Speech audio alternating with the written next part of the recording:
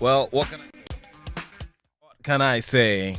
Thank you so much for joining us for another edition of the Joy Sports Link here on Joy 99.7 FM. My name is Nathaniel Attoh, ably supported by the rest of the Joy Sports team. Well, thanks to the Joy News team and the Current Affairs team for bringing us News File. On Monday, we're going to the polls. And of course, there's something very interesting to discuss on the sporting front. I'm sure that you would want to definitely listen to that. Of course, we've got a fine mix of Formula One as well, with your views, your suggestions, and your questions as well, making up the Joy Sports Link. Welcome to the show. Joy 99.7 FM.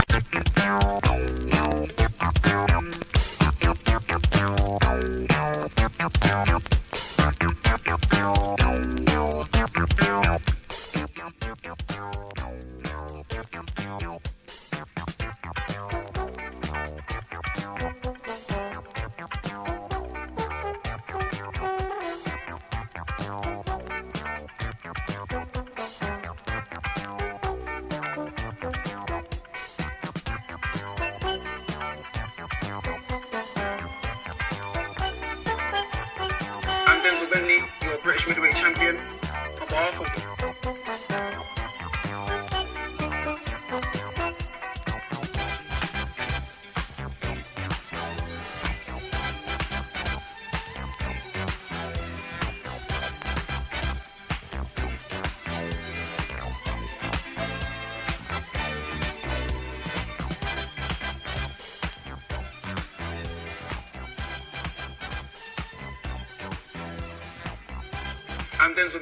your British middleweight champion. On behalf of all my friends at Joy News, your election headquarters, I'm encouraging everybody to go out and vote. But please, vote peacefully and stay safe. Ghana's my home, Ghana's our home. So I want everybody to come peacefully and vote and help make change for our country. Okay, that's advice coming from Denzel Bentley, also known as Denzel in Team Mensa. He is the current British middleweight champion, born of Ghanaian parents. And of course, he's given you advice. It's very simple. Be safe, don't spread fake news, and just go out there and vote peacefully, go home and wait for the results.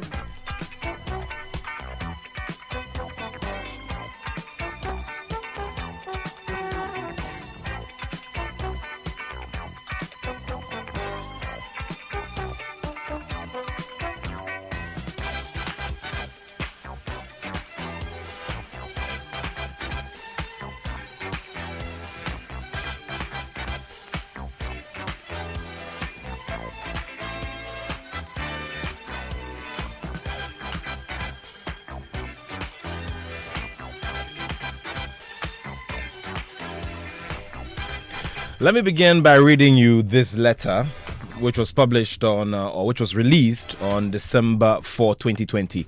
And it comes from, the presidency. Now, the President of the Republic, His Excellency Nana Addo Akufo-Addo, has authorized the Ministry of Youth and Sport to release an amount of 900,000 Ghana cedis as a first tranche of payment to support 18 Premier League clubs to offset their expenses in the era of COVID-19 pandemic. Now, each club is to receive an amount of 50,000 Ghana cedis. This has become necessary due to the directive by the government to all Premier League that all Premier League matches be played behind closed doors. Now, other clubs such as Division 1, the National Women's League, the CAF Champions League representatives, and the CAF Confederation Cup representatives will also receive their financial support from government in due course. Of course, based on this, we're going to have our discussion today, and we're just quickly just asking a very simple question about the timing of this and whether it was not possible for government to do a bit of a spread across board for all the other, tiers of our football to also benefit from a first tranche of payment, because these are discussions that have been had already. These are promises that have been made by government already, that there will be some support at a certain point in time for all of our clubs. Now, the question we're asking ourselves is, well, is this just boiling down to politics because of, the kind of time we're in? and how much proximity there is to the general elections, or it is just pure pure matter of doing it at this time without any thoughts behind it. Well, we'll also be looking at some developments in the Ghana Premier League since it started, from the resignations of some coaches, some disciplinary issues that have been brought against certain individuals for certain pronouncements made, and of course some of the high flyers in the Ghana Premier League.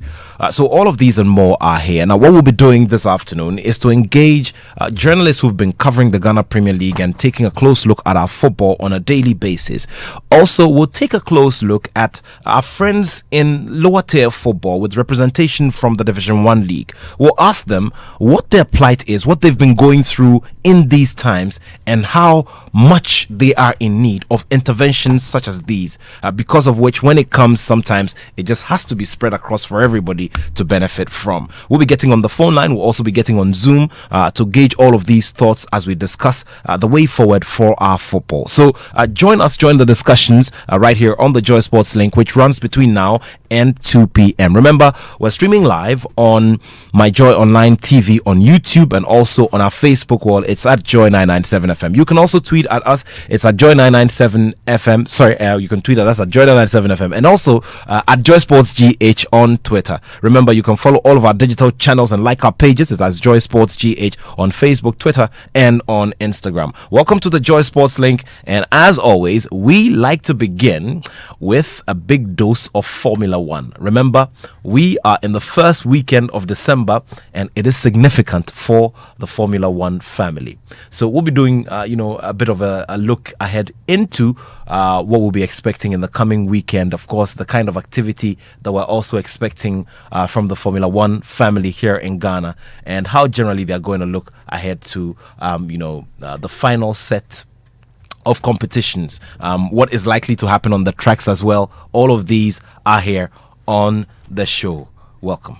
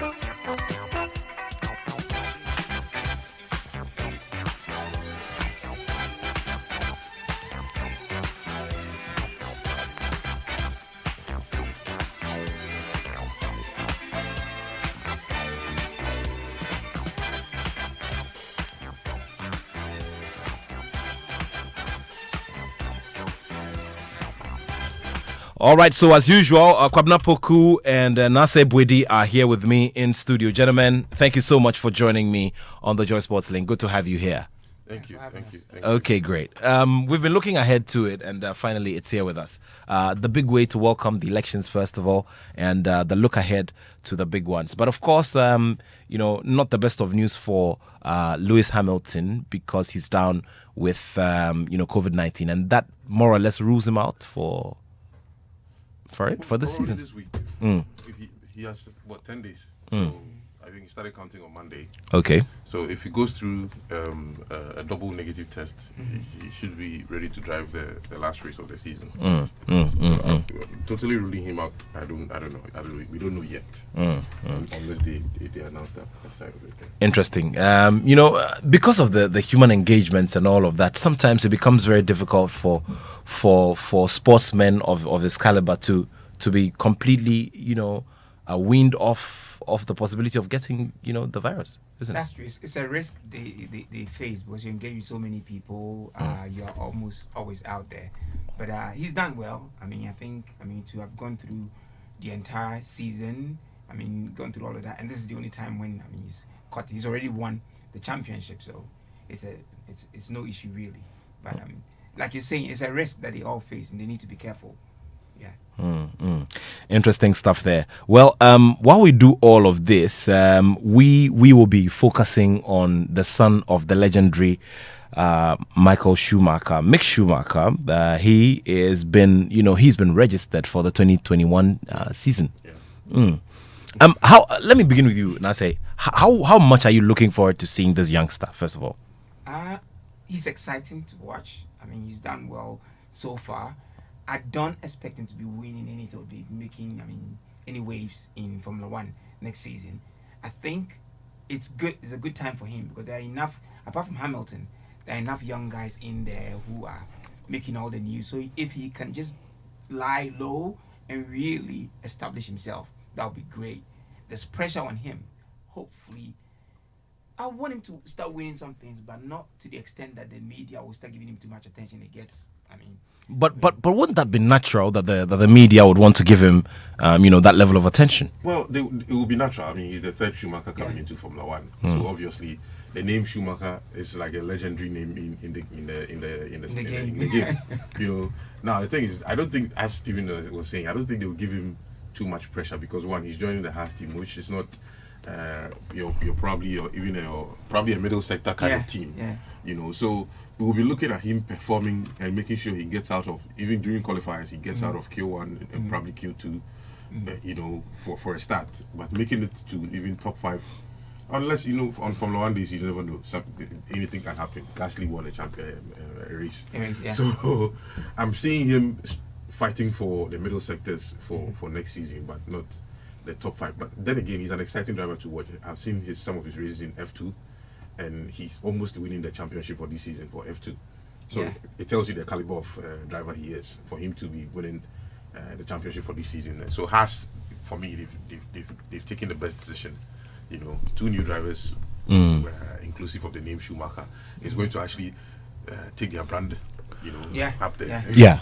Now tell me this: how much time do you want to give him to start making impact? I'll give him 2 seasons.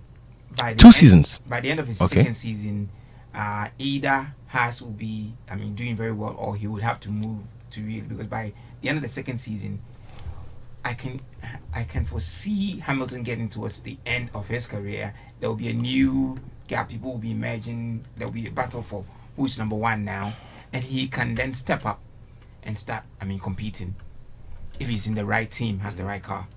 Well, if he drives well, as Stephen was saying, I probably would give him 2 or 3, maximum 3 seasons. Yeah. It depends on what's going to go on at Ferrari, because that's his home. He's still a Ferrari boy. Depending on what goes on between Charles Leclerc and Sainz, who's also joining Ferrari next season. So whatever goes on in there, you never know. Maybe Red Bull may also be in the picture. But between Mercedes and Ferrari, he probably will be joining one of those things. But I tip Ferrari to take him on probably the next 2 seasons or next 3 seasons. Talking about Ferrari, I think a lot will depend on how Leclerc does next year. Yeah. Last year, he did very well. This year hasn't been great for him. Well, they haven't had the best car. Yeah. But next year, hopefully, he should establish himself and be competing very well. Interesting stuff there. All right, so we'll be doing some more thoughts here on Formula One. You can also send in your messages. Remember, it's 055 1111997. 055 1111997. Shouts to you, Toyin Dania. Toyin, we're trying to reach you on the phone line. We're having a bit of difficulty here, but I know you're here with us in spirit. Let's also, take a bit of a close look at the weekend, this one. Now we're expecting a replacement for Hamilton, and based on that, there's a certain expectation of him, and obviously that's going to place a lot of pressure. Well, I don't think we were all expecting some pressure on him, but he's a good driver. My point has always been that he's performed better with the Williams car this season. George Russell, that's what we're talking about. He's performed better with the Williams car, especially during qualifying. At some point, they were calling him the Saturday man. Yeah. Always making it out of Q1 into Q2. He got into the car yesterday, free practice 1 and 2. He set the fastest time. So I don't think he's under much pressure. He's a Mercedes guy. They took a strategic decision to bring him in this time for them to see how he's going to perform in the W11 and he's done exceptionally well. He topped the times in FP1, FP2. FP3 starts at 2 p.m. this afternoon, and I'm expecting him to put up a show. The threat over here is, how is Bottas going to take this? Seeing as somebody's coming from Williams to drive the same car he's driving, and the person is actually doing better than him. He's had issues during the free practice sessions, but I was expecting him to, prove us wrong, that, okay, if Hamilton is not there, I can step up to the game and show this youngster that I've been driving this car for a whole year. But we're still yet to see that, and this guy, for me, we shouldn't be surprised if he wins the race tomorrow. No. We shouldn't be surprised, But he's done well. From a Williams car, he's driven very well. He's a Mercedes guy. They've always had an eye on him. They know they are definitely going to sign him at some point. So it was a good negotiation with Williams to release him to replace Lewis whilst he's away. And he's done exceptionally well. Interesting stuff there. Let's look at the activity for the weekend straight away. It's something we've been talking about for the past weeks, and finally it's here with us. First of all, I would like to say we're sorry that we've had to move the race from Sandbox to the DSTV showroom due to so many circumstances that have surrounded this whole issue. But we're going to DSTV tomorrow.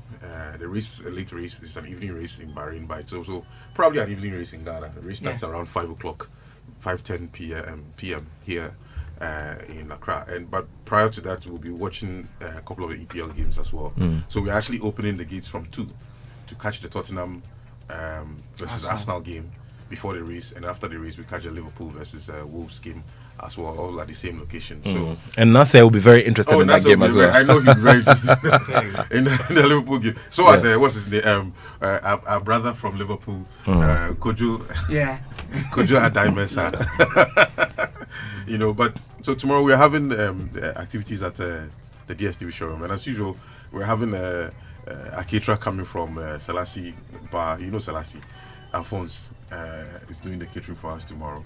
We have Heineken coming through, Red Bull coming through. Guys from Sketchers will be there. JNM, DSTV, Joy FM, Starbites, Labadi Beach Hotel. All of them are giving us big deals. If you want to be part of these deals, especially the DSTV Explorer deal, come tomorrow. You have 2 more races to pick up your DSTV Explorer, which is this weekend and the next weekend, where we're having our blood donation and the final race at the Trade Fair car park. So these are opportunities for you to come through and then come have some fun, watch some football, watch some race. Football is actually meeting F1 tomorrow at the DSTV showroom. Interesting. Now, what is the main expectation in terms of how it's going to wrap up tomorrow, at the finish line? As in what, the race? Yes, the race, yes. I expect Russell to be in the top 3. I mean, he's a good driver. He's in the best car on the grid. On the grid now. So I expect him to be in the top 3, at least end up on the podium. Like Kopna said, Bottas, you can't really tell what's going on with him.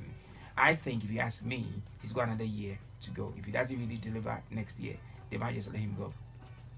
Well, I wouldn't say Russell will win. He might win. I'm not going to put all my bet on that.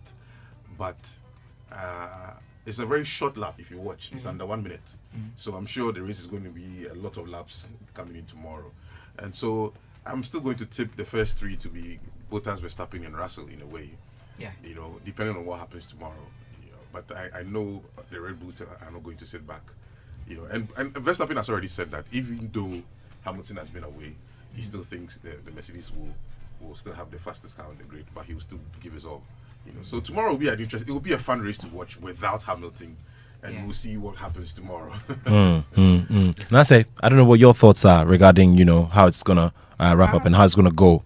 I think, like I said, the top 3 are like I've said: Verstappen, Bottas, and maybe Russell. The order, I'm not sure. If you ask me, I'll say Verstappen, since he seems to be the more stable, the more his car might not be as quick as the Mercedes, but if he gets the strategy right, they might just snip it.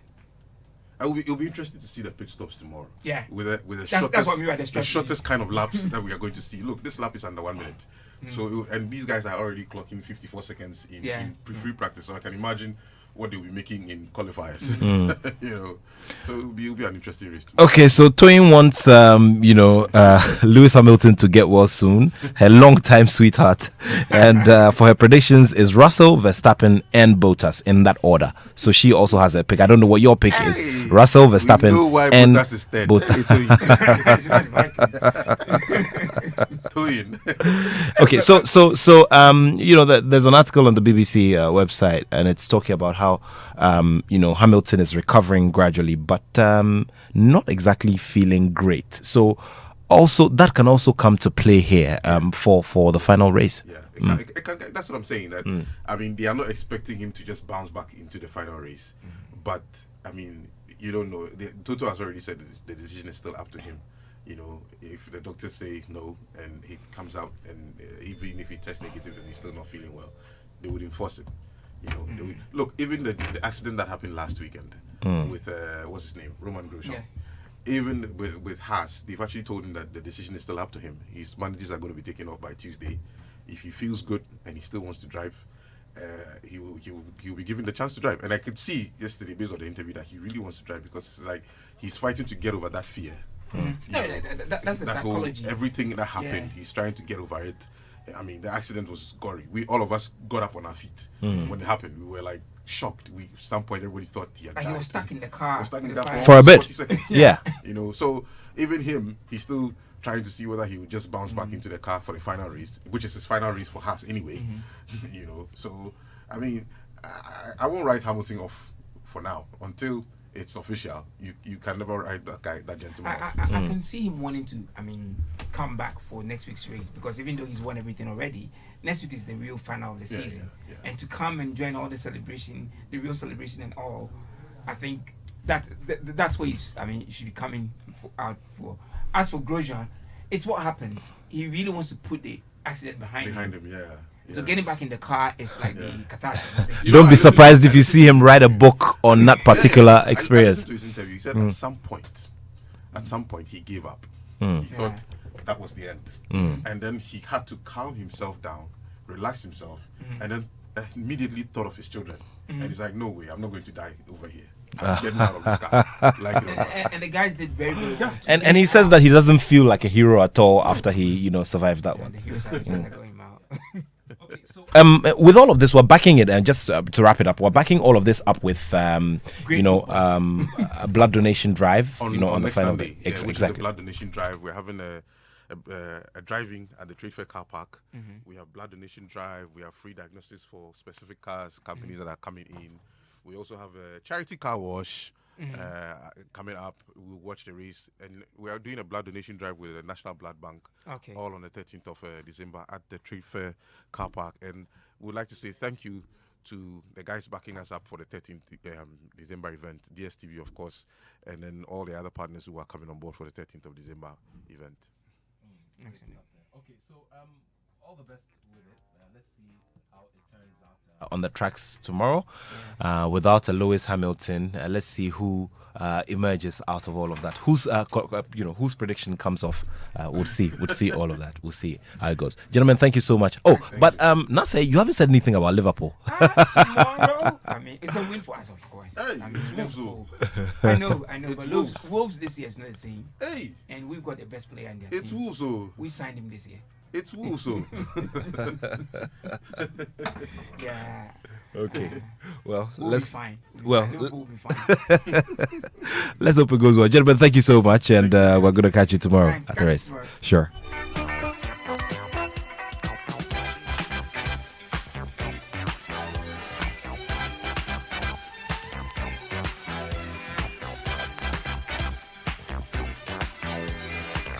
Of course, so today on the Joy Sports Link, we're just weighing the true impact of big monetary interventions in our football.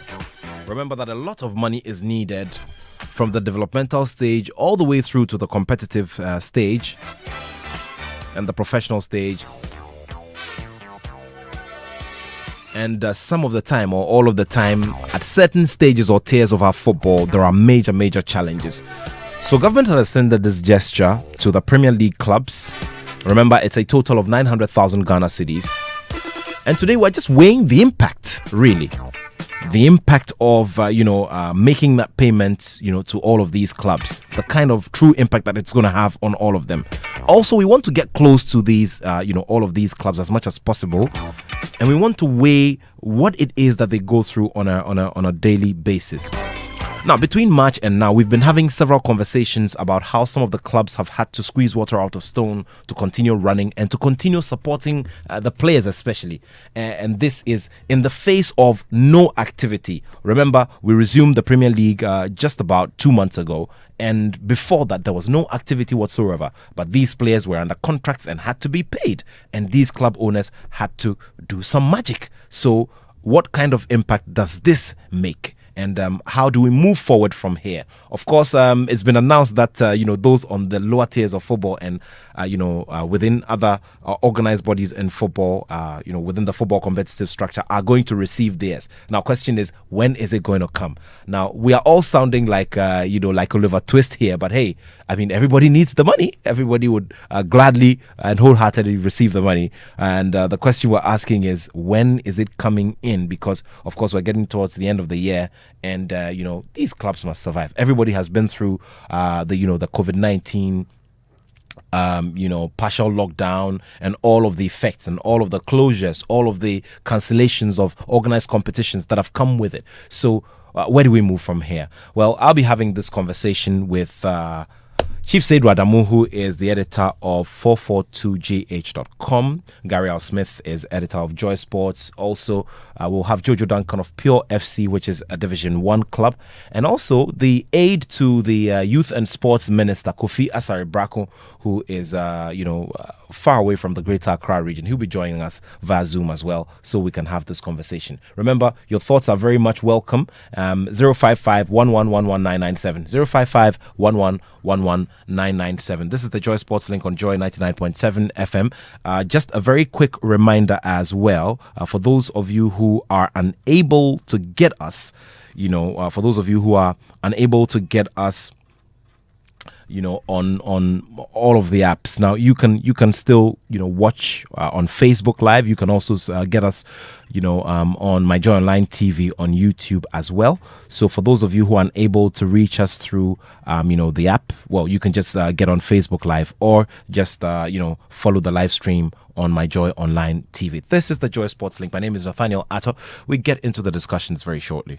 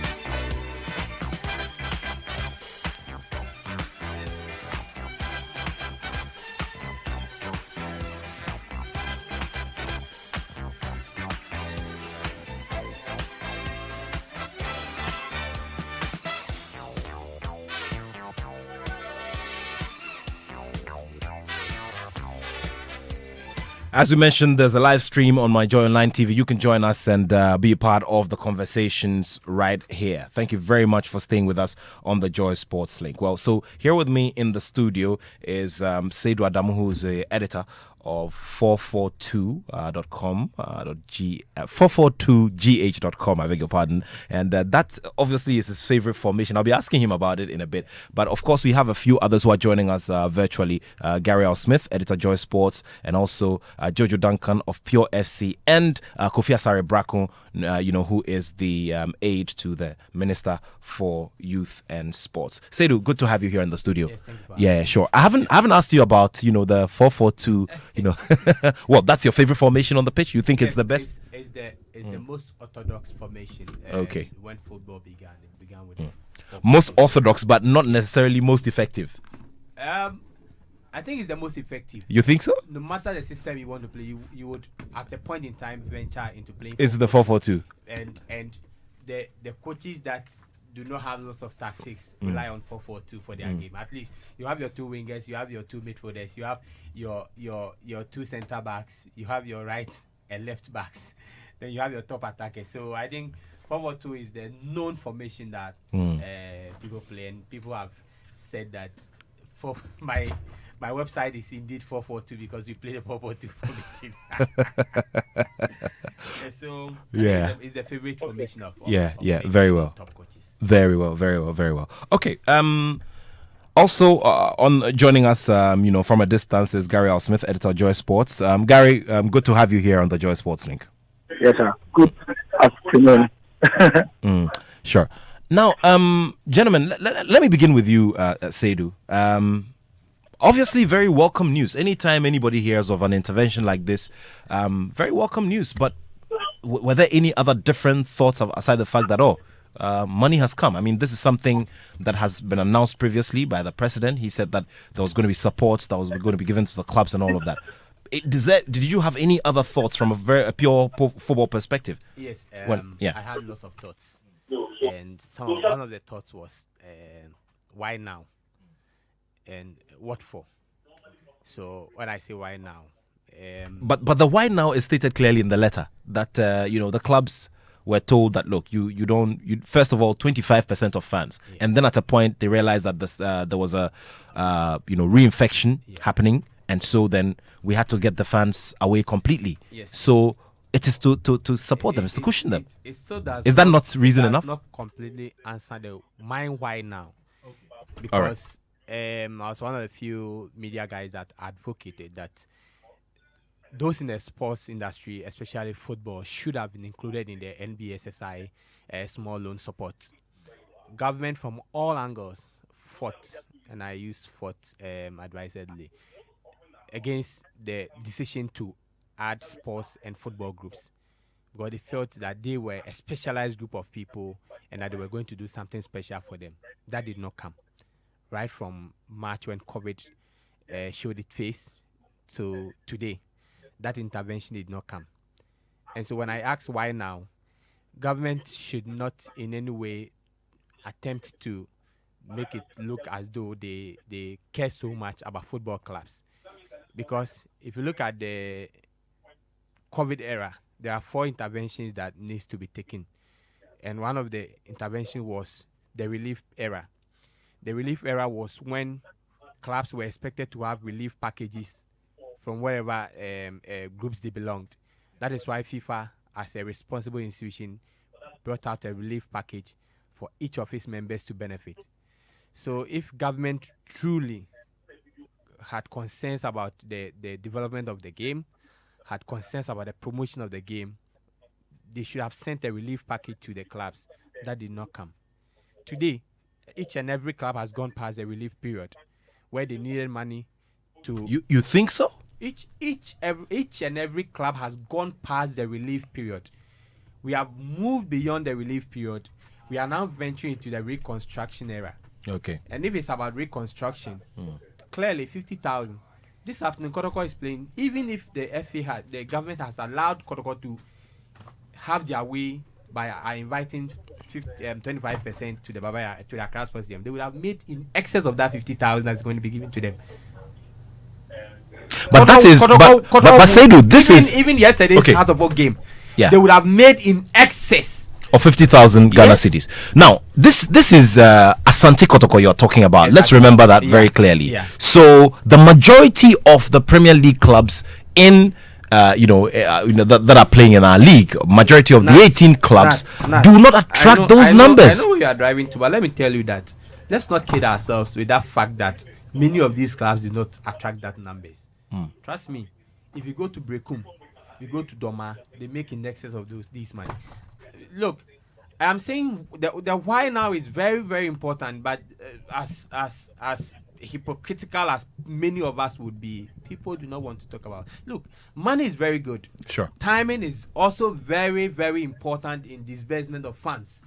So for you, the timing was not the best. So wrong. All right, Sedu, I'll come back to you here in the studio. Let's get online and speak to Gary.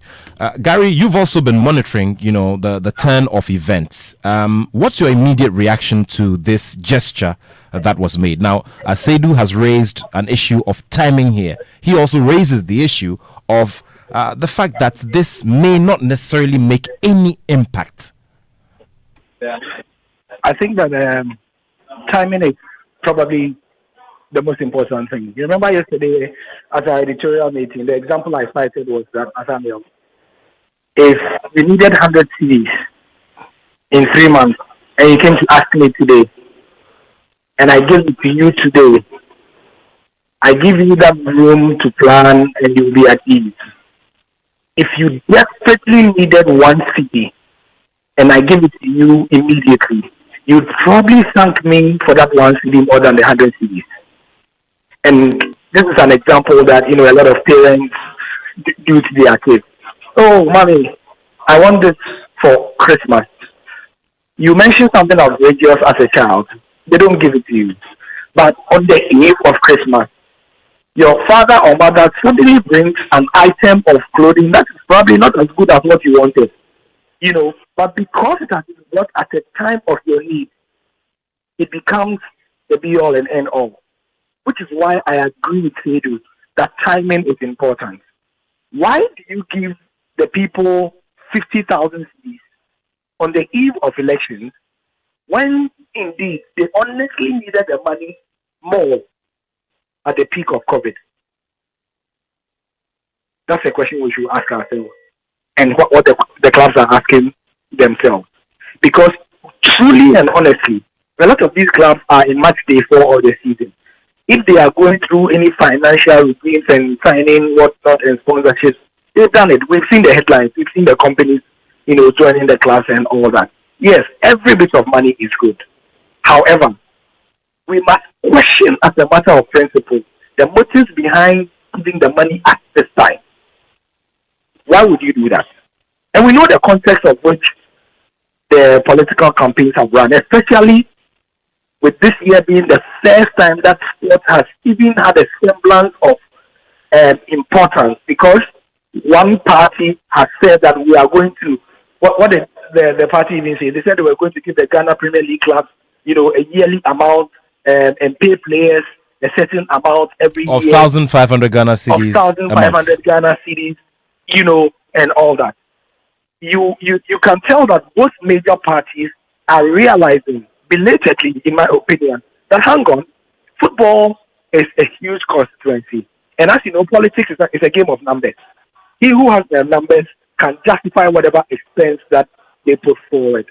They realize that each team has 30 registered players, probably 30 registered players times 18 Ghana Premier League teams, and then times 4 years. You know what I mean? So sure. The timing is a key issue. Yes, 50,000 is fine, but honestly, for Ghana Premier League team, 50,000 is really peanut and doesn't do anything for them. And I do mean anything. Take a classic trip in the Ghana Premier League. So yesterday we had King Faisal play Inter Allies. King Faisal's home is, they have moved to their national region. They moved down here. Ask them what it meant for them to come and camp a day, even if they came a day before, to sleep in a hotel, to feed all those guys, and then to have that facility as well. What do they do? In fact, the game was played at the home of King Faisal. It was played at the home of King Faisal. So ask Inter Allies what it meant for them financially.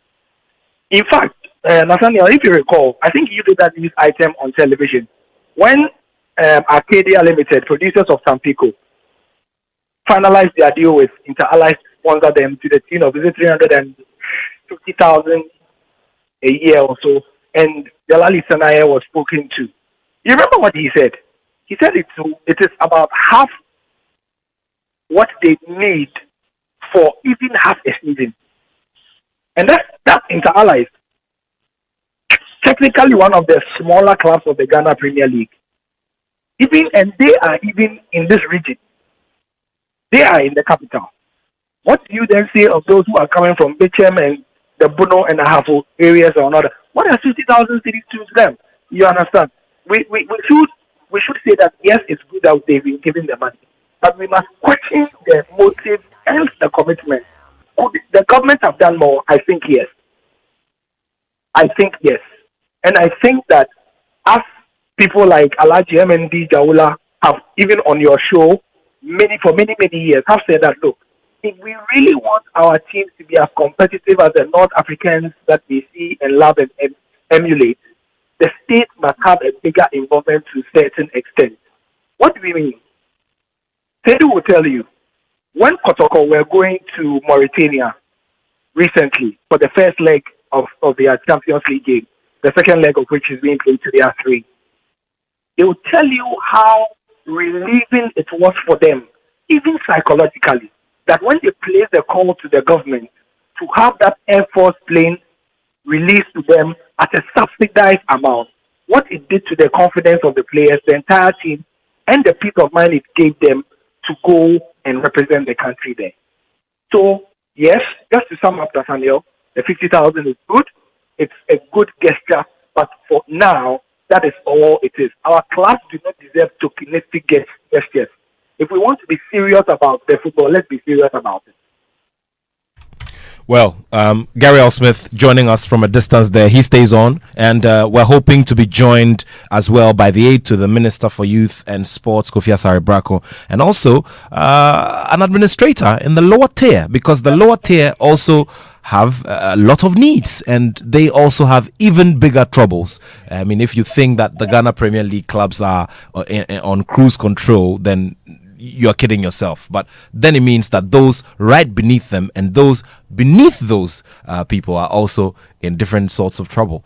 Now, so it's been established here from your point of view and from your lenses, this was ill-timed, clearly, and government also needs to do better, clearly. Well, beyond the timing, I also think that the quantum of amount of money that's been given to them is also way below the expected amount that a Premier League club of Ghana should be given.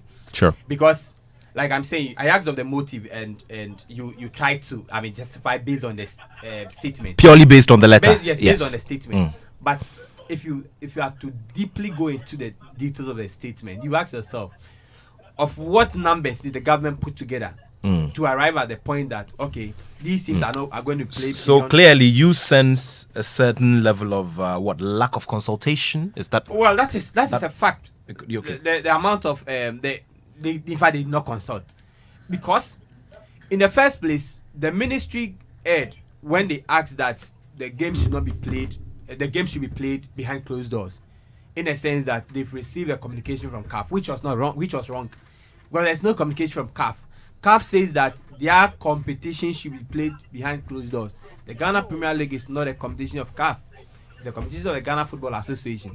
And therefore, once the Ghana Football Association had met the ministry earlier on and had agreed with the COVID-19 health committee that we can play our league with 25% spectators at the stadium, the president assents to it, announces it, then just a week to that. And you know what?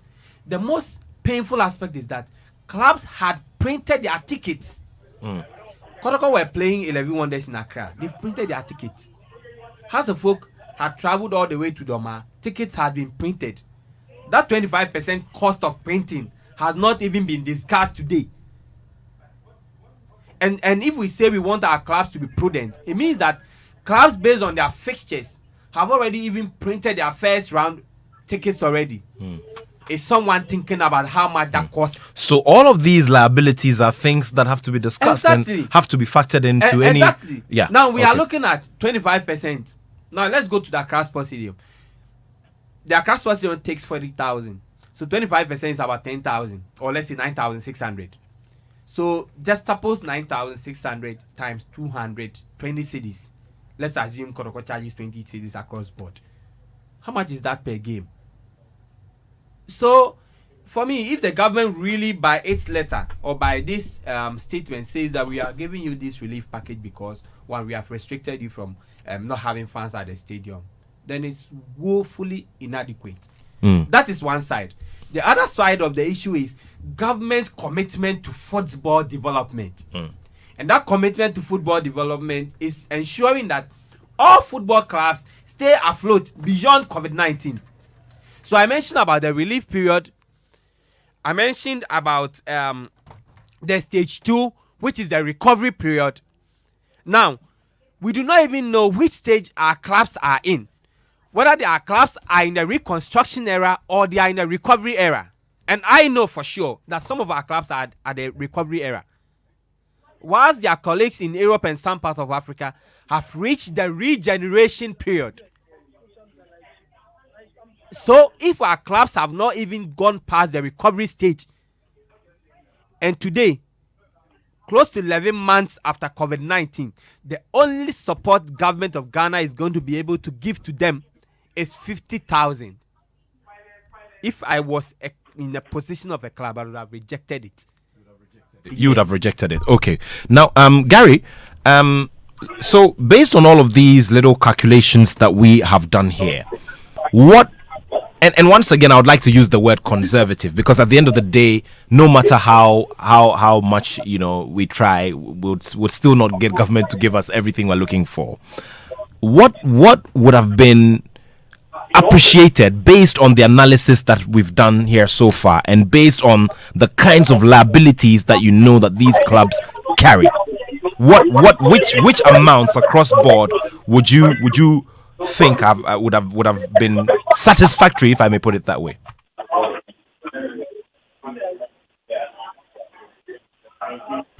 Hello, Gary. Can you hear me? Yes, I can. Okay, yeah. So I was asking about what you feel would have been satisfactory, in terms of the margins for each club. Based on the analysis that we've done here so far, and based on, the information that you have regarding, daily expenditure, match day expenditure of some of our clubs on the average level. So I don't even want to go there because there are so many dynamics involved. But I'd go back to what Fady said, that these things are done in consultation with the clubs because they are the ones who spend. I couldn't sit here and give you because no figure will be too satisfactory and so on and so forth. Let's go back to the time of the normalization, the kind of stakeholder engagement that was done before monies were put out. And now the second thing, Nathaniel, is again about the timing. You release 50,000 on the eve of an election. How really do you expect the class to see this 50,000? And again, I maintain that it's a token. That is what I'm saying. It is a token. It is not significant. It does not do anything to the class. It really doesn't. It's like I'm attending a private school where the school fees is what 50,000 Ghana cedis, and you gave me 500 cedis, as my guardian. It wouldn't do anything to me. That is not to say that the 500 cedis will not, buy some water or some food or something. But really, if it must be done, it must be done well, because the optics of this look like, let's look at the various constituencies that we have not catered to ahead of the election, and let's see where we can put what you can do for the football people. And you see, people forget that in even giving the Premier League clubs 50,000, and you look at the statement, the structure of the statement and the end of the statement, there it says the Premier League clubs have been satisfied. Subsequently, Division 1, Women's League, and then the teams that are going to Africa will also be satisfied. It clearly looks like an afterthought. Well, let's do this message. It's coming from Kwabna Aisi in East Legon. Kwabna Aisi says, are the players or teams privately owned? People should appreciate when something is done. Should the government go to Makola and give all traders money to trade because we're in the COVID period? Are the teams better human beings than those in the markets? Let's appreciate for once, whether it's now or it's belated. Politics in everything here in Ghana. Before the lockdown, when was the last time you saw Kotoko fill the stadium? Thank you very much, Kwabena Isi from East Legon. Kotoko filled the stadium not less than a year ago. Even when they played at Hilal, when they played Esperance, when they played in Kana, when they played Zesco, they filled the Babayara Sports Stadium. It's not even about filling the stadium. And even the issue of private, I so much get offended when we turn the discussion to this. We are in a nation state, and we know the responsibilities of government to every member and every entity in this country. Now, we are not saying government should release monies. When I say money, fiscal cash, but government should create the needed environment, should create an enabling environment for every institution to strive. When the banking sector problems happened, we saw what the government did. The government quickly brought the Financial Sector Financial Management Act to protect the financial sector. When the announced expose happened, what did government do to sports? And when you go to the financial sector, don't we have private institutions in there? Are they not benefiting from that regulation, that statutes, that laws that government created to protect the financial sector? When the government did the MBSSI small loans thing, didn't private institutions benefit? Are the football clubs not Ghanaian-owned companies? Are they not employing Ghanaians? And in fact, the last time I checked, we have only 14 foreign-based footballers in the Ghanaian Premier League. They constitute less than 0.2%. So it means the Ghanaian Premier League is employing over 99% of Ghanaians. And so we are asking that, has the government created an enabling environment to the extent that they would not have needed to give this financial backing? And that's what's done elsewhere. Government creates the environment so that we know that, okay, there's COVID-19. What we will do is that, just like we have done to the churches, take these protocols, ensure that there are fans at the stadium, make your money, let's move on. Have we done that? If we want to go into the issues of private and public, maybe no one would have to be paid in Ghana. May I come in, say this when you're done? Yeah, okay. When it's done, you come in. Yeah, sure. Yes. So I think that when issues of this nature happens, we should limit the amount of criticism we want to put onto those in sports. It is private. Yes, we have private institutions that also benefit from government interventions. So government should create the needed environment and let every institution, every person in Ghana also have that benefit. Good afternoon to you, Jesse Ejepong, Vice Chair of the Premier League Committee, listening to the show. Let me come to you, Gary. You had a reaction to this one. Yes. To Kwabena Isi, I'm actually glad Kwabena Isi from East Legon put that suggestion and that thought across, because it speaks to the kind of mentality we have here about the games that we have. But we are the same people who buy our cable subscription, tune into our favorite channels, watch how it is being done elsewhere and see, oh, Ghana, they're into me. But again, all those people started from exactly the place where we are and made decisions to build on that got them to where we are. Let me explain. And tomorrow, I'll take segments of my explanation from the very lucid explanation that Seydou just gave. From the financial services. I mean, Seydou, I know, is a voracious consumer of news, as I am. So I am very, very clued into, the financial services. And I don't know if you know, Nathaniel, I was one of those affected by one of the big companies that closed down as well. Interesting. Okay. I see. Yes, I was one of those as well. So in that case, those companies were private companies. Let's go to Men's Gold. Let's go to all these savings and loans companies. And then the most recent one, where we got a statement from the government a month ago saying that they were going to give a cap of 50,000 for all those who were validated and affected. And if you read that statement, it made it clear that it was listen to the word please, a compassionate gesture by government, because it was a realization that the people whose actions or inaction led to the closure or whatever of those financial services companies or those financial services are not state-owned companies. But the government, in its own wisdom, and in deciding that, you understand, a healthy population, a mentally healthy population, a psychologically healthy population is important for national development, decided to alleviate the suffering of the people by giving a cap of 50,000. Meaning that for those, and remember, there were those who are owed amounts in excess of 50,000. Nathaniel, this is important. So there are individuals who had probably 500,000 in company A or B. But the government is saying, we are not giving you that 500,000 now. We are giving you 50,000, and then subsequently we deal with the rest. That immediately answers the question or the thought of community in saying that, but the clubs are privately owned enterprises. Yes, they are. But what about all the other facets of the economy and of national life that the government has regularly bailed out because of one problem or other?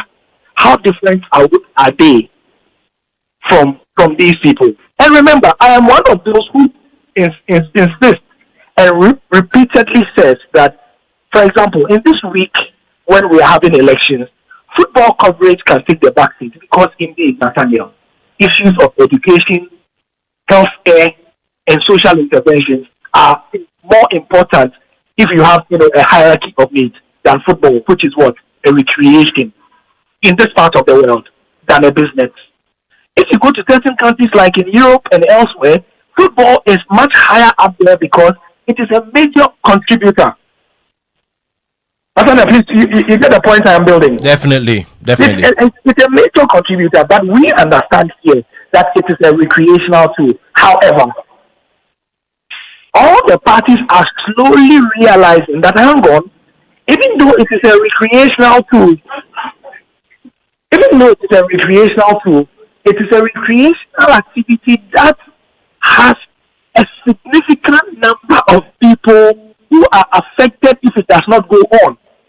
And the simple calculation is what I put out in my last submission before this one. Every Premier League team registers at least a certain number of players, let's say 23, 7 technical staff, that's just on the conservative side. So let's say 30 by 18.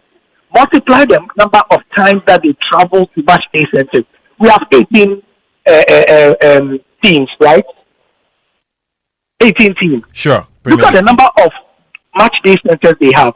You remember George Attoh did a feature before COVID, or just when COVID was about setting in, with Tego at Accra Sports Stadium, and he explained in detail how sales are affected. Now, even in Accra, you don't see it. If you travel across the country, on match days, like on a Saturday in Brekum, on a Saturday or on a Sunday, when Heart of Folk were supposed to play the first game of the season with Indiana Stars and it was cancelled because Heart had COVID. Ask Sedu. You can call what's his name? Papa Kofi at Indiana and Brekum Chelsea. Nathaniel, Doma, places in Doma were sold out clearly. Now, you know that George and I were supposed to fly to Doma. We were not getting a hotel room because we started booking on the Wednesday. And that is a Ghana Premier League game in a COVID period. Interesting. So this just goes to say that the pressure on hospitality establishments and recreational centers, far exceeds 3 days to time. Sometimes it's 1 week ahead of time, or even 2 weeks ahead of time. Because when Kotoko is playing in Africa, we all know how Kumasi is like. We know. So I'm happy that Mr. Yisi sends that comment. It's a great opportunity for us to explain that, we are heading into a place, and I must commend this new GFA administration. Sometimes governing bodies cannot, like the government, cannot give money to everybody. All they need to do like we see in our business news, in our current affairs news, and as Edu has said, is to create the enabling environment. Create the environment and the opportunity for private businesses to put their money inside, multiply and thrive. Because at the very least, we are in a free market economy. We are in a capitalist society. We are not in a socialist or communist society that we expect the government to build government housing or high-rise buildings and subsidize everything. No, just create the enabling environment and watch private sector grow. Look, I don't think that in the last 3, 4, 5 years, and because we had truncations due to the announced documentary and that other thing that led to the truncation, it is this year that we have seen how having an enabling environment for corporate Ghana to put their money in football actually helped all of us.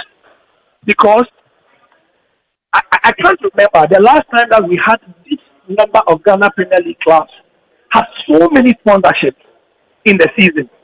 And it's great to see, and that is, so maybe even 2 years ago, 50,000 Ghana cities for the clubs might have been greeted with a huge uproar and happiness. But things have changed. Small teams, in quotes, like Dream FC and others, are having sponsorships from mybest.com and all these in excess of these amounts that are being talked about. And you can see that in the way their operations are being scaled up. If you look at the way they even handle their media, almost all the clubs have their YouTube channels, are employing, 1 or 2 or 3 graphic designers and videographers. All these people are being paid something at the end of the day, at the end of the month, at the end of the year. So please, let's not stifle the football economy at all, because it may be, if we say football is the passion of the nation, it may be that which actually saves whichever government is in power the headache of some of the dreary statistics of massive unemployment and so on and so forth. So that's all I want to say. That going forward, whichever party comes to power on the 7th of January, look, the football economy employs a huge number of people, and the earlier they put them in their plans to find something, meaningful for them in terms of an enabling environment for people to start going back to the stadium, because you see the hunger among people to go and watch local football. The media is doing it all and whipping up interest. People want to go to the stadium. If you want to give tokens or help to clubs, please, 50,000. We don't want to say a gift. We don't want to be ungrateful people.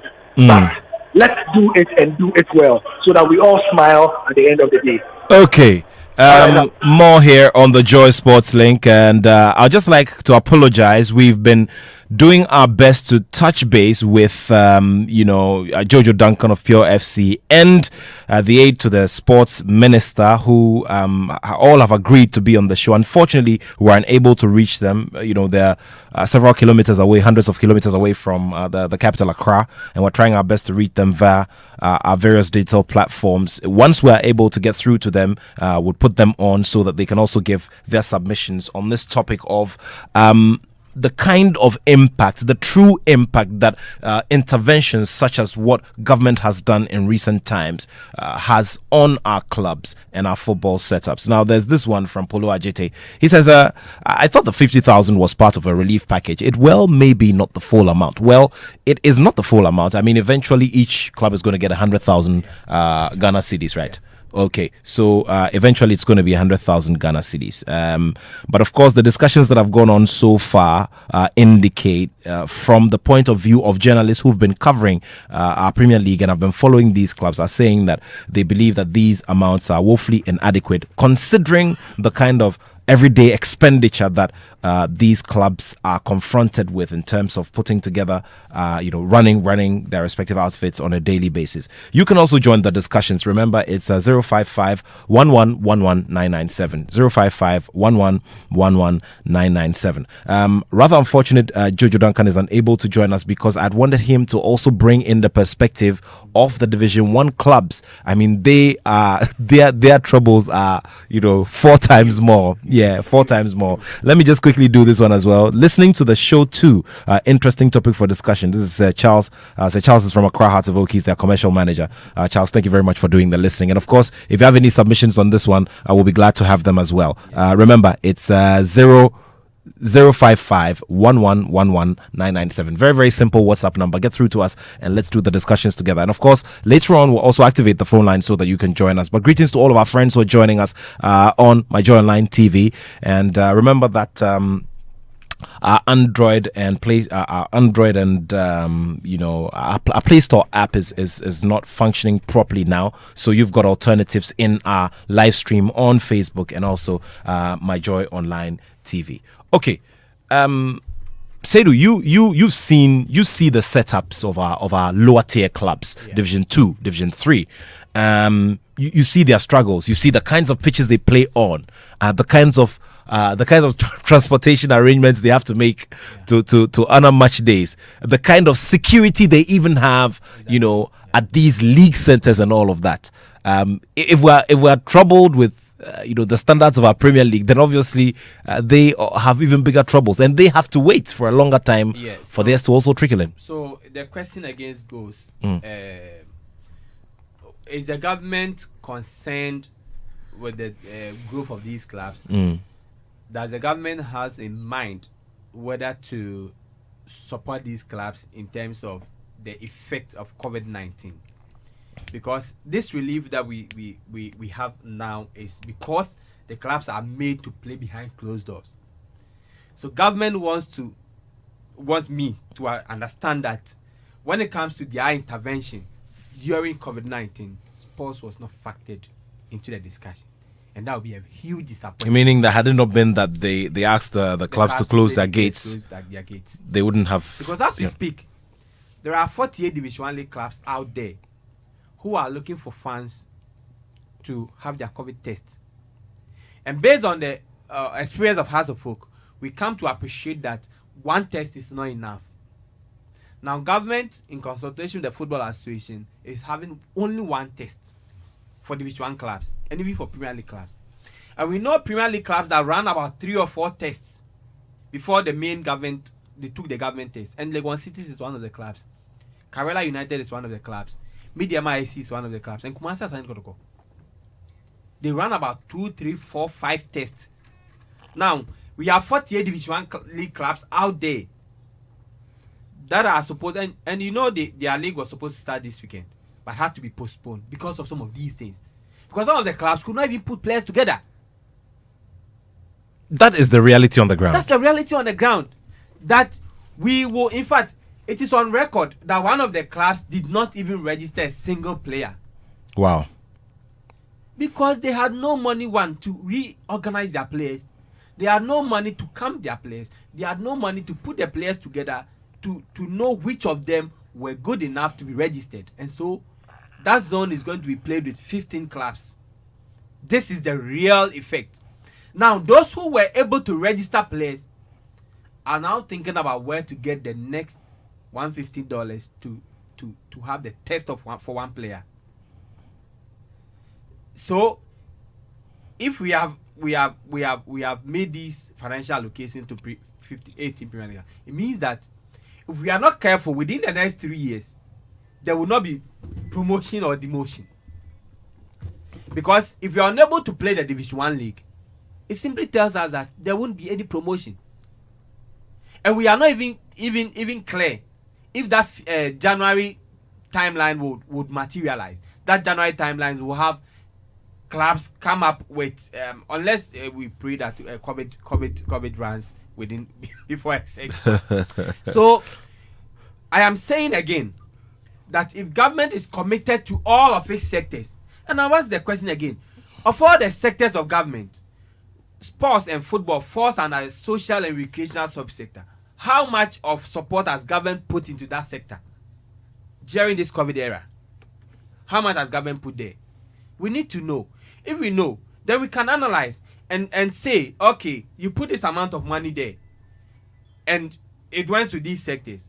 I challenged the YEA when they said they were going to give 1,000 footballers or sportsmen that stipend. I challenged it. Because if I read the contents of Act 887, it tells me more than what we are being given as sports subsector. Because Act 887 says that lots of money should be put into the YEA, and those monies should be expended to youth. And if I read what the UN meaning of youth is someone that is under the age of 35. And you know that nobody plays football, does sports beyond 35 years. So it means that 99% of those in sports are under the youth subsector. So why is government not exploiting the content of Act 887 that established the YEA and asks that put enough resources from that act into sports? Because there's lots of money. I mean, 50% from the communications service tax, 30% from huge sums of money. Where does that money go? Why is sports as an industry suffering from the hands of the state? So government must be clear in what they want to do with sports. I have also challenged that it is not enough to say you are building infrastructure, because it is an established fact that infrastructure alone does not inure to the development of sports. Because there are areas I captured. If you want to develop sports plus infrastructure, we are looking at areas like kit manufacturing. We are looking at areas like suppliers, distribution of sports goods and equipment, sports medicine, an area we've not spoken to. My brother Hans was working around sports medicine. Yeah. We've not spoken about that. Yeah. So there are several key areas that in fact it's interesting to note that we have just about a handful of sports medicine specialists in this country as we speak, and that is also another, like you said, another subject for another day. Exactly. So I'm saying government needs to commit to asking us to know that this is my direction for sports. It is not enough to say infrastructure. Yesterday I was at the Medina Park, and there's something I always talk about. Yeah. When you go to India, they said they do not understand why the India Premier League. And when you say India Premier League, people think football. India Premier League is the cricket. Cricket, yes. Yes, it's the largest. IPL is the cricket league. Yes, sure. They do. India FA football said, why do we have our kids playing cricket and not football? So the first thing they said was infrastructure. So they put 100 multi-purpose soccer or football courts across India. The following day, they go there and kids are playing cricket on the football courts. And I saw that in Medina yesterday. The Medina Zongo community something that they have done. There is a basketball court. There's a basketball court, when yes. I went, kids were playing soccer on the basketball court. I see. So it tells you that it is not enough to do infrastructure. There are other areas that needs to be developed.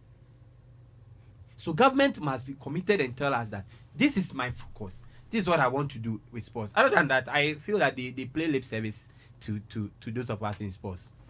055-11-11-997 055-11-11-997. You can also join the conversations. As I mentioned, we're still making the effort to get through to our representative from the Division 1 League. He's from one of the clubs, and also the aide to the sports minister, so that we can have their perspectives to this discussion as we take a look at what these recent interventions by government, the kind of impact that these recent interventions by government is going to make on our football clubs. We're just entering match day 4 of the Ghana Premier League, and there are so many things have come up, but 50,000 Ghana cedis as a first tranche to each of the 18 Premier League clubs, and we're told that later on another tranche will be given, but the other tiers of our football and other establishments, including the Women's League, will be dealt with later. The date we're not very clear on. So send us your messages. But let's activate the phone lines now. 0302-216-541. 0302-216-541. Also talk about football and the attraction of numbers. Let's commend the Magdan Foundation. Yesterday at the Magdan La Town Park we saw a very, very big wrap up of the Magdan Community Football, the Peace Cup, which is always held just before elections for the Gadangbe communities. And it's just amazing. I mean, some players who play in the Premier League, some who have previously played in they all come and feature. And last year, and you know, and the interesting thing was that last year, you know, the last time around when we had a Peace Cup, I mean, the kinds of numbers that were recorded at that time, it was a grassless pitch. You know, the same venue was a grassless pitch, and at this, you know, now we have an AstroTurf, a modern AstroTurf pitch. That competition has produced a Black Stars player. Sure. Oh, you are not sure. You are not aware. Tell me about it. It's escaped me. Played in that competition. Interesting. Yes, Ben Sinanan played in that Magdan community gala. I see. Yes, he played in that competition. Wow. Good statistics there. Thank you very much. Let's get on the phone line and speak to our first caller. Hello, good afternoon. Hello, good afternoon. Good afternoon. Thank you very much for joining us on the Joy Sports Link. Yes, I say my name is Francis and I'm calling from Catamaran Supermarket. Okay, very well. I hope your area is doing good and getting ready for the election. Yes, I am. Please go ahead. I was enjoying this conversation about the sports issue. Hello? Yes, please go ahead. I can hear you. I was enjoying the conversation about the sports issue and the matters arising. To link it to the COVID season, it appears it's not only the sports sector that is suffering. Look at the number of private schools that are providing education in Ghana. But when these interventions were coming from government, they didn't mention a private school. So if I set up a club, football club, and then they are not committing any fund to support the sports industry and that kind of stuff, and then there are over 1,200 in this area that are private schools, and nothing is happening to them. All the teachers are sitting at home. Nobody is thinking about how they are faring. So it's not only one sector. You have to tell the government in the face, whoever is running the system should be told that when interventions are coming, you should look at all the sectors of the economy. That's my submission. Thank you very much. Thank you so much. 0302-216-541. 0302-216-541. And I'm glad about this submission. And this also speaks to some of the minds who may think that we may be trying to pursue an agenda, and I always keep saying this here on the Joy Sports Link. We have a tradition. We've been running this show has been running for 25 good years, and we have never used this platform to pursue any agenda whatsoever. We're just analyzing the issues just as they come. We're just looking at the figures, we're just looking at precedents, and we're looking at what the future is looking like based on the information we have. So this is purely based on the kind of effects that these decisions that are taking are going to have on all of us. 0302-216-541. 0302-216-541. Join us and let's let your voice be heard as well as we look at the true impact that these interventions that are made have on our clubs at various levels, not only in the Ghana Premier League. Hello, good afternoon. Yeah, good afternoon. Thank you for joining us on the show. Okay, so my name is Gilbert Boating Ejare. I'm calling from Breman Isiam in the Eduma Queen Isiam constituency. Great. Please go ahead. So what I want to say is that I think that since we've actually began our league, and some of the teams, we all know that they make money out of the supporters, the few supporters that have been trooping to the stadium. And now that because of the COVID-19, they are no more going.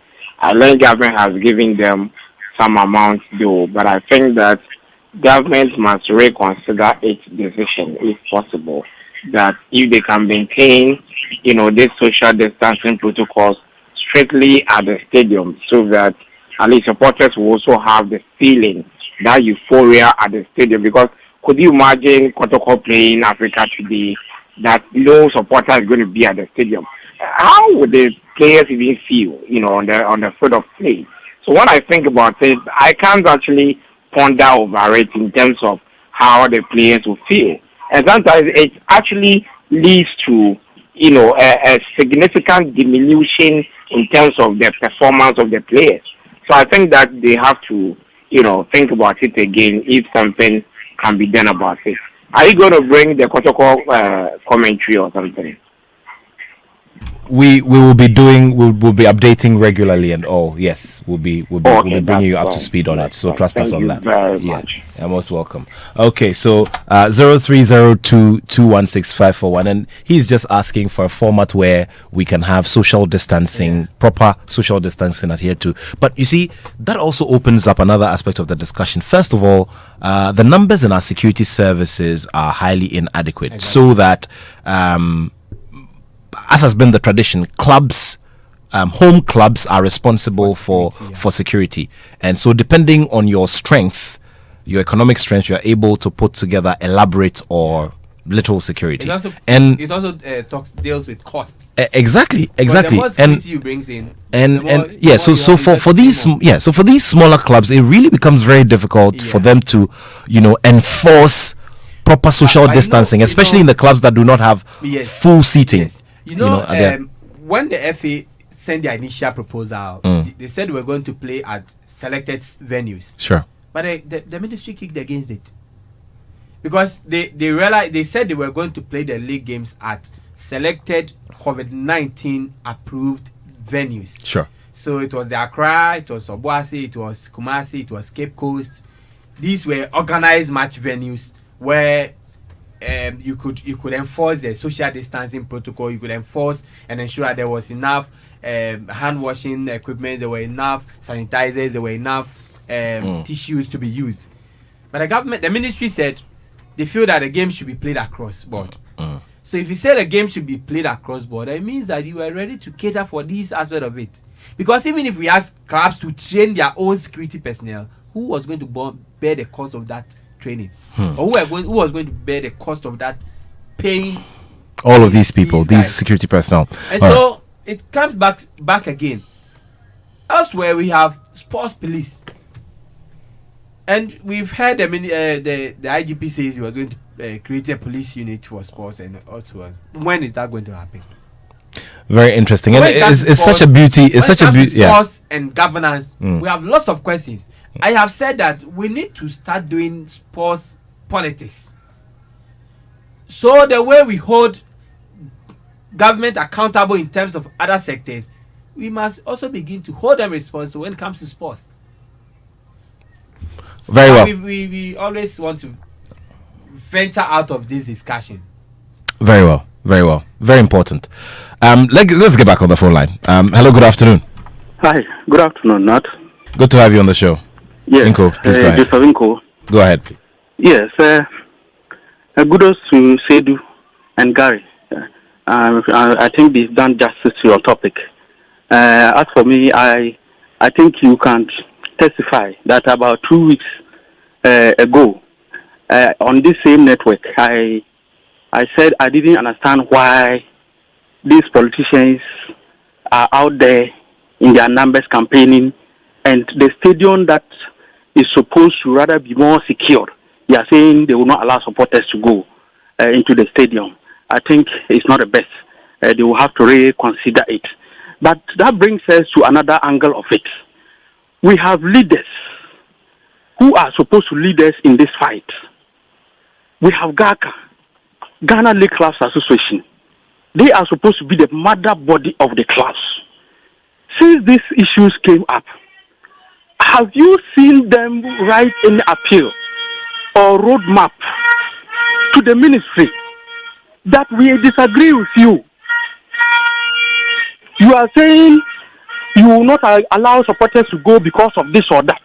This is what we have also done. And we believe that will secure our supporters to go to the stadium. Have we come across anything like that? What about the Premier League board? What about the GFA itself? we are talking about associations and whatever that has been allowed to go on.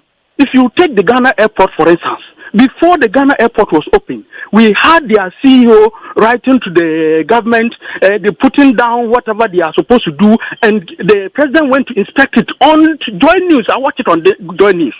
So has the GFA also taken that step? So if the GFA, the GACA, the Ghana Premier League Board, who are supposed to lead us in this fight, are keeping quiet, how can we fight it? The politicians will only give you what they can. If you are not leaders, you cannot lead us to fight that fight. I wish if Sedu is having such a document that the GFA, this is the step they are taking, they should read it for us to hear. Otherwise, we have to keep quiet because all the time the GFA, the football people will tell you they are under FIFA. So if you are under FIFA, how can you now be depending on government to come and do this? The government will also tell you, okay, if you are under FIFA, then FIFA should support you. They can only give you what they can. And I don't want us to go there. So the GACA and the other bodies should help us fight this fight. They should send a roadmap. If they refuse it, then we, the supporters, will also come out. If it's even a demonstration, we will go. Well, I appreciate your comments and of course the emotion behind it, Inko Joseph. Thank you very much for that call. What do you make of the the thoughts? Well, I think it's a right call. The GACA GFA should be leading some of these things, but it's sometimes very difficult looking at how fragile our political landscape is and how people personalize issues.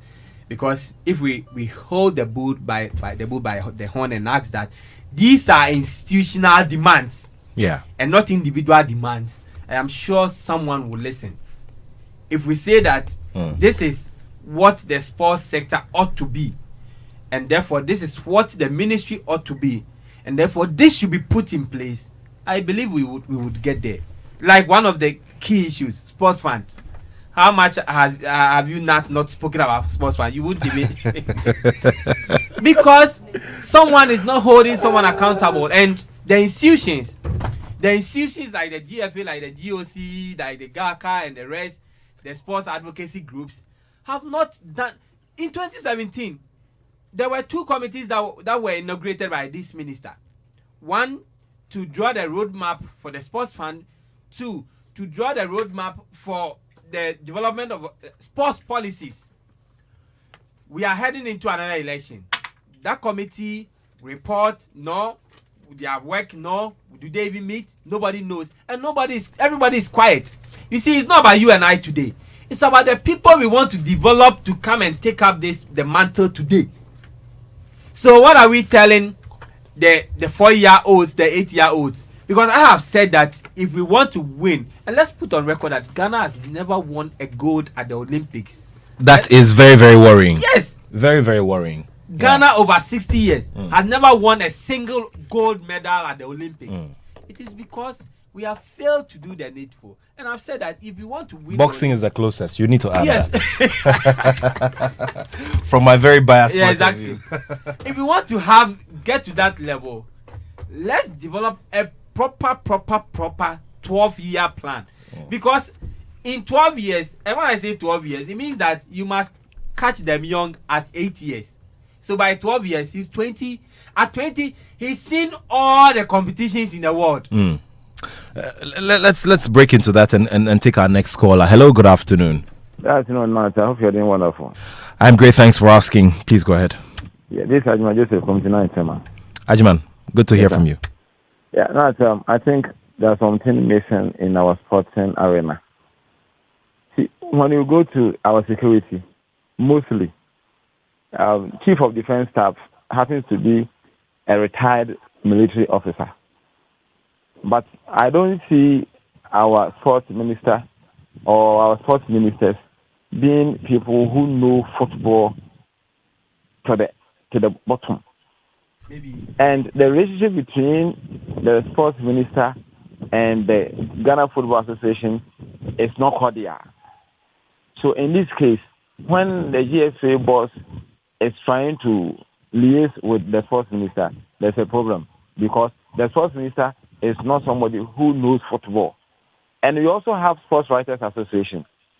What do they contribute to the sporting arena, or do they listen to them?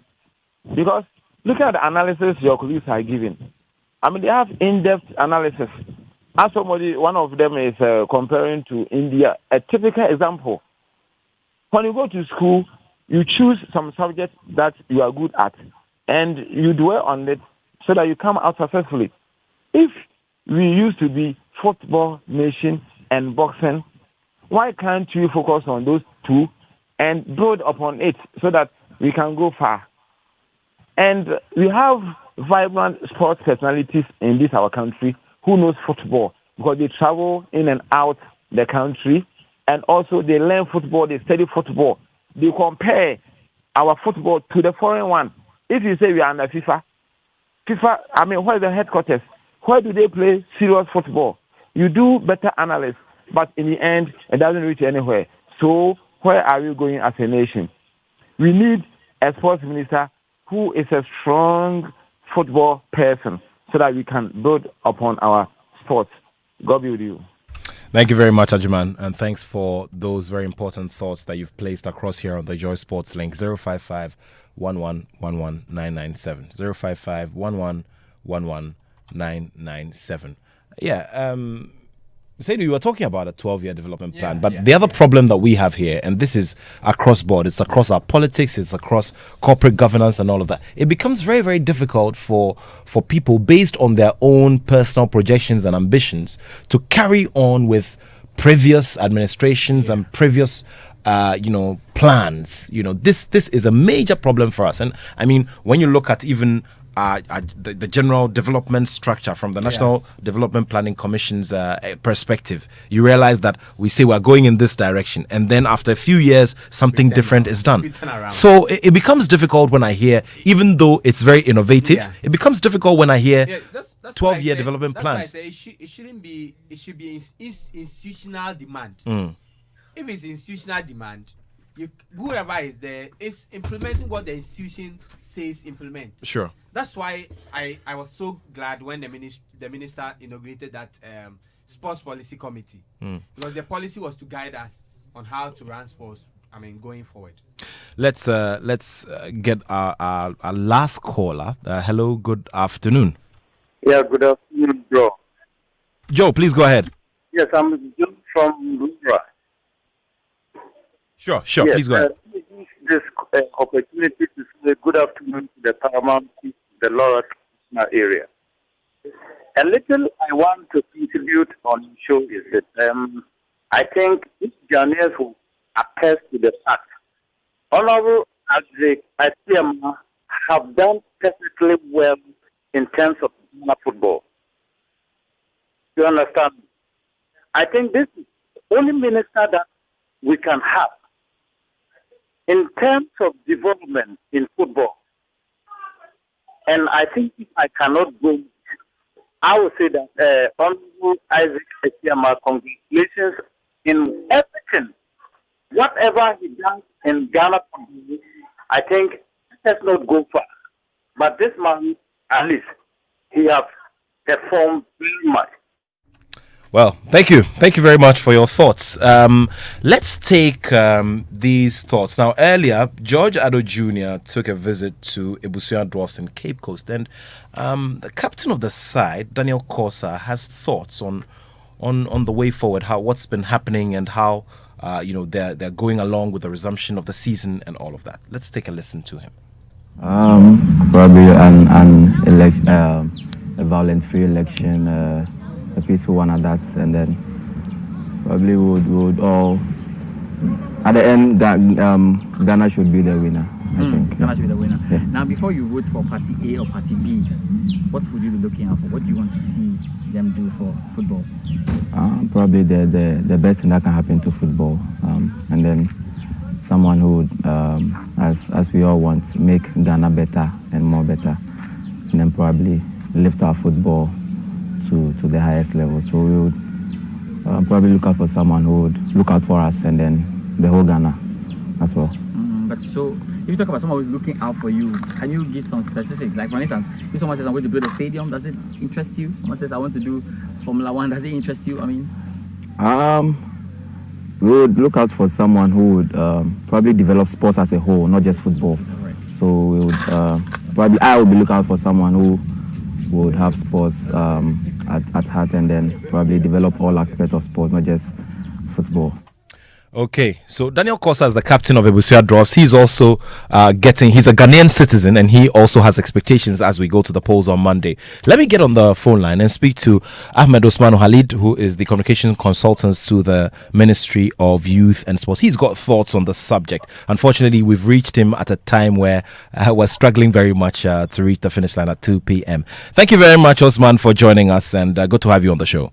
Can you? Very much. Yeah, please, go ahead with your submissions. Nat. Hello. Yes, we can hear you. Okay, Nat. Just to commend you and your guests, the studios, on the various critical issues you've raised about sports development and what have you. First and foremost, let me say that the Ministry of Youth and Sports, under the leadership of Honorable Ezekiel Selma, and I'm sure you have been observing his performance as a minister.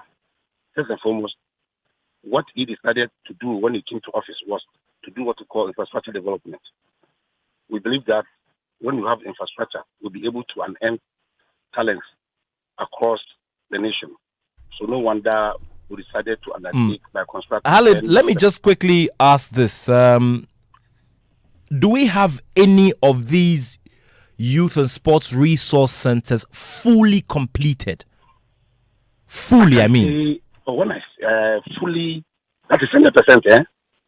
Yes, exactly. 100% complete and ready for use in its full sense. We can talk about Doma, which is about 98%. I'm talking about fully fit and ready for use. None of them. Not when you see fully and 98%. Of course, the disparity is just about 2%. No, but 100% is 100%. Alid. Can I make a point, sir? Please go ahead. Good. 98%. I mean, there's no huge difference between 98% completion and 100% completion. I can tell you that almost about 7 of the multipurpose, sports stadia, we can host tournaments on them. I can mention that of Doma, that of Inegini, that of Wa, that of Mabungu, and another one. Trust me, this is the purpose. The purpose is that let us get the infrastructure sector of the ministry ready, and we will be able to unearn talent. That's the vision of the minister. In addition, now you and I in this country, since Accra Sports Stadium was renovated to host CAN 2008, what happened? For 10 solid years, the stadium was left in disarray. And whatever the case, within the shortest possible time, we were able to renovate the stadium. We brought back life, and to the extent that we hosted women tournaments at the stadium. You mean the women's AFCON? Yeah. Yes. But talk about that renovation as well. Hold on, Khalid. Talk about that renovation as well. It's the work is ongoing. We're not done yet. Of course. When should we expect it to be full? Ready, fully completed by the close of January. What is left by the close of January we will finish. At least in phases. We finish the first phase, second phase, and the final phase. Yeah, the final phase. Sports stadium is also undergoing renovation. Tamale went a partial renovation. Aliu Mahama Sports Stadium, you mean? Aliu Mahama Stadium. That led to the country to host an independence anniversary there. Now, when you go to Esipon, as I speak to you now, it's also ongoing. So we are trying to develop the infrastructure. Great. Okay, great. Thank you, Alid. It's just on the stroke of 2 p.m., so we'll have to leave it there. I tried calling you several myself. I would love to have you here in the studio one of these days as well. No problem. Of course, we're entering. Yes, of course, we're entering a thick period of a lot of collation of results and all of that. Let's hope all of that goes well, and then we'll sit down and have a full conversation. But let me end by commending your station, your sister stations and park, your work in promoting sports in this country. But a caller said something. You don't need to be a retired footballer before you become a successful sports person. And I thought when he made that submission, not to advise that, you don't need to be, we've seen, footballers who were great footballers, but when they became coaches, with all respect, they became failures. So it's not about one being a retired footballer before becoming a good sports minister. But I want to put it on record that when the honorable minister was in secondary school, I tried. He was the team's captain. So he was once interesting. A sports person. Okay, no problems. You'd have to get the minister to come. We've been making efforts to get him here. So we're going to have all of those conversations. Okay, but thank you very much for reaching out. Great to have you. Thank you. Ahmed Osman Halid is communications consultant to the Ministry of Youth and Sports, and a lot to discuss. Yes, but because of time, so yeah. My final word is that when you say sports, we have sports development and promotion. Yes. So it is not enough for anyone to say that we are developing sports. And talk sports and promote it. Yes, and talk about the percentages and percentage disparities. 2%. Especially because of what's going to be happening in the next 48 hours here in Ghana, is very, very substantial. This is how we'll wrap it up here on the Joy Sports Link. Thank you all so much for listening. And of